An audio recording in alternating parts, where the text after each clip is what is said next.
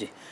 আমরা অনেক সময় দেখি মসজিদে যদি কেউ বা যে কোনো জায়গায় নামাজের জায়গাগুলোতে সামনে যে সুতরা না থাকে, তাহলে নামাজের সামনে দিয়ে যদি কেউ যাওয়া আসা করে তখন একটা কাপড় বা একটা গামছা বা একটা তোয়ালে বা রুমল এটাকে সামনে দিয়ে তারপর আসা যাওয়া করা হয়, মানে সুতরার বিকল্প হিসেবে ব্যবহার করা হয়ে থাকে। এরকম ঝুলন্তভাবে সুতরা দিয়ে তার সামনে দিয়ে অতিক্রম করার বিধান আসলে আছে কি?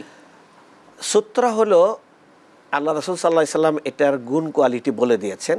এটা লাঠির মতো মোটা হবে এবং তার হাইট হবে মানুষের নাভি পর্যন্ত বা কোমর পর্যন্ত।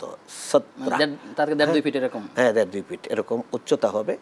এই উচ্চতা সম্পূর্ণ একটা লাঠি, যেমন আল্লাহ রাসূল সাল্লাল্লাহু আলাইহি ওয়াসাল্লাম সফরে থাকলে ওই লাঠিটা সামনে গেড়ে দিয়ে তিনি ইমামতি করতেন। ইমামের সূত্রা সকলের সূত্রা হিসাবে এটা বিবেচিত হতো। তো সেইটার থেকে এটা সূত্রা এখানে বর্ণনা আসছে।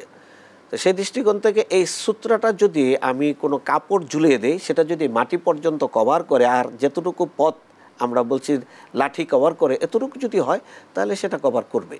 আর কেউ স্থায়ীভাবে যদি পর্দা না হয়ে থাকে, কেউ একজন হাতে ধরলো, সে যাওয়ার জন্য নেই, ব্যক্তি নিজেই অতিক্রম করবে, সে একটা কাপড় ঝুলিয়ে দিলে যদি হয়তো অসুবিধা নেই, একটা হায়েল হলে হলো, একটা পার্টিশন হলে হবে, কোনো অসুবিধা নেই। ওই ব্যক্তি যাওয়ার জন্য একজন মানুষ বসে থাকলেও যেমন পার্টিশন হয়, তিনিও যেতে পারেন।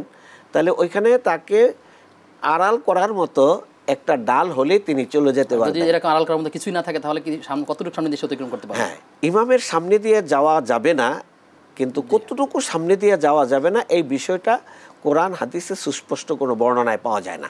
এই ক্ষেত্রে ফাঁকে মাসাইলে পাওয়া যায়। হাদিসে যতটুকু পাওয়া যায়, ব্যক্তি হাত দ্বারা যতটুকু সামনে পথ এতটুকু বাধা দিবে, অথবা সেজদার জায়গা পরিমাণ, অথবা বাম পা ঠিক থাকবে, এক পা ডান পা আগায় পর্যন্ত অতটুকু বাধা দিবে। তাহলে বোঝা যায় এই জায়গাটুকু অকাট্যভাবে কেউ ক্রস করতে পারবে না।